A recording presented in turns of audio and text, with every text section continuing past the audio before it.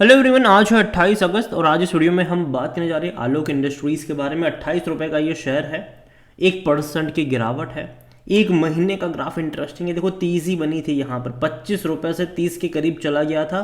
और जब भी तेज़ी आई थी तभी मैंने वीडियो बनाकर कहा था कि तेज़ी की जो पीछे वजह थी वो ये थी कि सैमको ने यहाँ पर बाई कॉल दे दिया था और 32 रुपये का टारगेट दिया था। उसके चलते तेज़ी आई और मैंने कहा था कि यहाँ पर से गिरावट भी बहुत जल्दी आने वाली है। और उसके बाद हमने गिरावट भी देखी। बात करेंगे वीडियो में इसके बारे में कि भैया क्या मायने निकल रहे हैं इस गिरावट के, मतलब हालांकि हल्की सी ही गिरावट है लेकिन फिर भी गिरावट है। क्या ये गहरा सकती है, क्या सिनारियो यहाँ पर देखने को मिल सकता है, सब कुछ हम यहाँ पर डिस्कस करेंगे।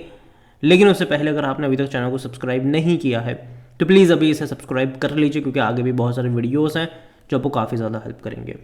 तो आलोक इंडस्ट्रीज़ 28 रुपये का शेयर, एक महीने में अभी भी तकरीबन 4.5% की तेज़ी है।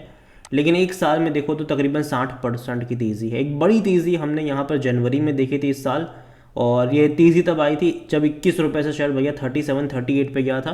तेज़ी यहाँ पर तब बनी थी जब रिलायंस ने यहाँ पर 3,300 करोड़ रुपये इन्फ्यूज़ करे थे प्रेफरेंशियल अलॉटमेंट के ज़रिए। और आगे और 3,700 करोड़ रुपए जो है वो बैंक से लोन के तौर पर लेने का प्लान था इनका, वो भी कम ब्याज पे, कम इंटरेस्ट पर।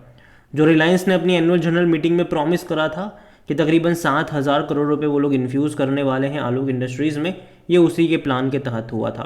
तो एक बड़ी तेज़ी यहाँ पर आई जब 3,300 करोड़ रुपए इन्फ्यूज़ हुए। लेकिन उसके बाद अगर आप देखोगे तो लगातार गिरा है, ये लगातार गिराई है। आप देखो यहाँ पर उसके बाद लगातार, अगर बीच में अटेम्प्ट भी करे हैं तो छोटे अटेम्प्ट रहे, हर बार गिरा है।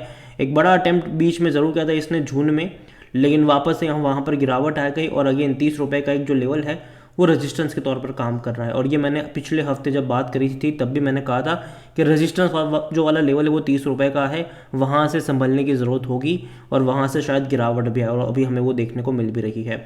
जो जनवरी में तेज़ी बनी थी वो सिंपल यही थी कि भाई 3,300 करोड़ रुपए जो थे वो रिलायंस ने यहाँ पर इन्फ्यूज़ करे हुए थे। और ये जो पैसा था डेफिनेटली वो रिलायंस ने काफ़ी अच्छा यहाँ पर कि चलो ठीक है, एक अच्छा पैसा इनके पास आया है। तकरीबन 3,300 करोड़ रुपए जो है वो यहाँ पर प्रेफरेंशियल अलॉटमेंट के थ्रू यहाँ पर इन्फ्यूज़ करे गए थे। और बाकी के जो 3,700 करोड़ है वो प्लान था इनका कि भैया आने वाले टाइम में जो है वो रिलायंस यहाँ पर मतलब लोन के तौर पर अलग अलग बैंकों से लेने का प्लान था इनका। और अच्छी बात है, कोई बुरी चीज़ नहीं है ये।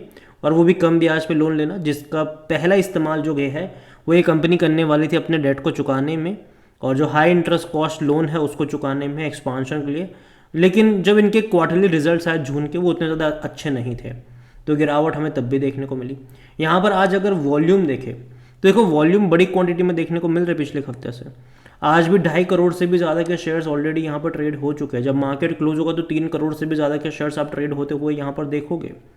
इसका जो मार्केट कैप है वो तकरीबन 14,000 करोड़ के आसपास देखने को मिल रहा है। कंपनी को लेकर अगर बात करी जाए तो कंपनी में according to Moneycontrol user 100% लोग कह रहे खरीदारी करो। अगेन ये यूजर्स है, कोई यहाँ पर जो एडवाइज़र कह लो, ठीक है, एक्सपर्ट कह लो, वो नहीं है ये।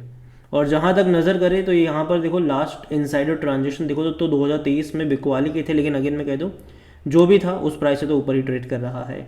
और डिविडेंड तो देखो भूल जाओ कि आपको ये पे करेगा। रीज़न सिंपल सा है कि कंपनी खुद प्रॉफिटेबल नहीं है, तो डिविडेंड कहाँ से पे करेगी, और वो जस्टिफाई भी नहीं होगा अगर वो पे करती भी है तो, और करना भी नहीं चाहिए। जहाँ तक वैल्यूएशन की बात करें तो नेगेटिव में पी है इसका, क्योंकि कंपनी लॉस कर रही है, ठीक है, नेगेटिव में पी है इसका।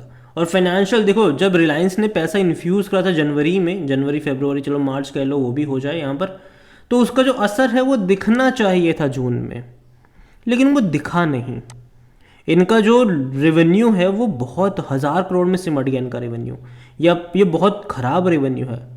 क्योंकि इससे पहले के क्वार्टर में इनका रेवेन्यू जो था वो 1400 करोड़, 1200 करोड़, 1300 करोड़, 1500 करोड़, 1700 करोड़, 1800 करोड़, 2000 करोड़ तक के रेवेन्यू थे इनके। आप अगर देखो मार्च 2022 में जहां रेवेन्यू 2000 करोड़ से भी ज़्यादा के थे, जून में घट के 2000 करोड़ हुए, सितंबर में घट के 1,730 करोड़ हुआ, फिर वापस 1,720 करोड़ हुआ, फिर वापस घट के 1,580 करोड़ हुआ, फिर वापस घट के 1,420 करोड़ हुआ, फिर वापस घट के 1,380 करोड़ हुआ, फिर वापस घट के 1,250 करोड़ हुआ।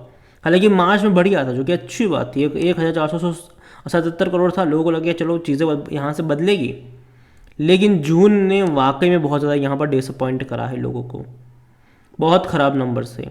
और लॉस तो था ही, 206 करोड़ का लॉस तो इनको हुआ ही है।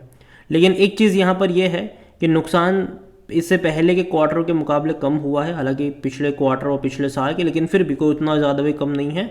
लॉस तो लॉस है यहाँ पर, बड़ा लॉस है ये। तो जो पैसा यहाँ से इन्फ्यूज़ हुआ है, ठीक है, उसका असर दिखना चाहिए यहाँ पर रेवेन्यू में। हालांकि ठीक है, अभी एक और क्वार्टर इनको देते हैं, सितंबर में दोबारा चेक करेंगे कि रिजल्ट्स कैसे आते हैं इसके।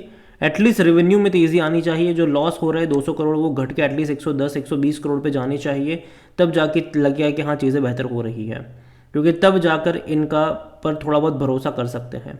और जहाँ तक शेयर होल्डिंग के बारे में देखें तो प्रमोटर की जो होल्डिंग वो 75% की है।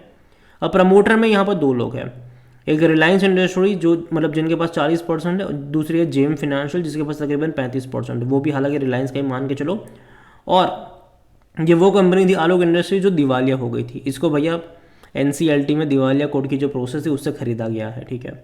यहाँ पर म्यूचुअल फंड के पास 0.06% है, 0.32% डोमेस्टिक इंस्टीट्यूशन के पास है, बहुत कम क्वांटिटी है दोनों के पास। FIs के पास 2.46% ज़रूर है, डिसेंट मैं कहूँगा, लेकिन फिर भी इंस्टीट्यूशंस बहुत कम क्वांटिटी में नज़र आ रहे हैं यहाँ पर। रिटेल ज़्यादा क्वांटिटी में, जो छोटी निवेशक है वो 17% की होल्डिंग लेकर बैठ चुके हैं यहाँ पर। अदर पार्टीज 5.14% पर है। देखिए ओवरऑल मैं कहूँगा कि टेक्सटाइल इंडस्ट्रीज आने वाले टाइम में और अच्छा कर सकती है, क्योंकि गवर्नमेंट की तरफ से भी अच्छा खासा सपोर्ट मिल रहा है, इंसेंटिव वगैरह मिल रहे हैं इस इंडस्ट्रीज़ को, तो एक्सपेक्टेशन ज़्यादा है इनसे। और जिस तरीके से बांग्लादेश में दिक्कतें चल रही है, मुझे लगता है कि उसका कहीं ना कहीं थोड़ा बहुत फ़ायदा इंडियन टेक्सटाइल इंडस्ट्रीज़ को होना चाहिए, क्योंकि बांग्लादेश मतलब अगर आप देखो तो भैया वो टेक्सटाइल के लिए ही फेमस है ज़्यादातर। लेकिन जिस तरीके की प्रॉब्लम्स वहाँ पर हो रही है, कहीं ना कहीं इंडियन इंडस्ट्रीज़ को फ़ायदा मिलना चाहिए उससे। अब देखते हैं कि वो मिलता भी है कि नहीं, लेकिन गवर्नमेंट कोशिश तो कर रही है। और इस कंपनी की एक पॉजिटिव चीज़ है, वो है भैया मुकेश अंबानी, और वो है मतलब रिलायंस इंडस्ट्रीज़ है, क्योंकि पैसा वहाँ से आ रहा है, ठीक है, प्रेफरेंशियल के ज़रिए हो या किसी और तरीके से हो, पैसा आ रहा है ये। लेकिन उस पैसों का कैसे इस्तेमाल करते हैं ये देखना रहेगा यहाँ पर आने वाले टाइम में, कि वैसे अब इनके रेवेन्यू में वो चीज़ दिखनी चाहिए, इनके प्रॉफिट्स में वो चीज़ दिखनी चाहिए। लॉस हो रहा है तो थोड़ा सा कम होना चाहिए यहाँ पर। अभी एक क्वार्टर, फिर भी मैं कहूँ कि आने वाले 2-3 क्वार्टर और ज़्यादा इंपॉर्टेंट होंगे, क्योंकि जो पैसा रेस करा है उसका किस तरीके से इस्तेमाल होता है, रेवेन्यू बढ़ता है कि नहीं, प्रॉफिट लॉस घटता है कि नहीं, वो देखना ज़रूरी है यहाँ पर। तो ओवरऑल मैं अभी इतना ही कहूँगा कि तेज़ी आप देखो, इससे पहले भी 24 रुपये से 30 रुपये पर गया था, गिरकर वापस आ गया 25 पे, वापस 30 पे गया, ये वापस अब गिरने की शुरुआत हुई है। यहाँ से दोबारा अगर ये 24-25 पे जाएगा मुझे हैरानी नहीं होगी, ठीक है। लेकिन जिनके पास है वो होल्ड करो, क्योंकि हो सकता है कि आने वाले टाइम में शायद कोई अच्छी खबर यहाँ पर देखने को मिल जाए, वो चीज़ें बेहतर हो इनके लिए। लेकिन अभी के लिए तो ये फंडामेंटल वीक है, और यही वजह कि मैं फ्रेश एंट्री मुझे के लिए ये लेवल मुझे अच्छा नहीं लगता है। हाँ, जब गिरावट आएगी नीचे के, अगर डीप करेक्शन आते हैं तब शायद आपको अट्रैक्टिव मौके देगा, लेकिन अभी नहीं दे रहा है, ये मेरा मानना है। बाकी मर्जी आपकी है, कोई रिकमेंडेशन मेरी तरफ से यहाँ पर यस या फिर नो की नहीं है। वीडियो को यहीं पर एंड करता हूँ। पसंद आया हो तो लाइक करें, शेयर करें, चैनल पर पहली बार हैं तो प्लीज़ सब्सक्राइब करें। और आलोक इंडस्ट्रीज़ के बारे में आप क्या सोचते हैं वो भी आप मुझे कमेंट में लिख के बता सकते हैं। Thank you.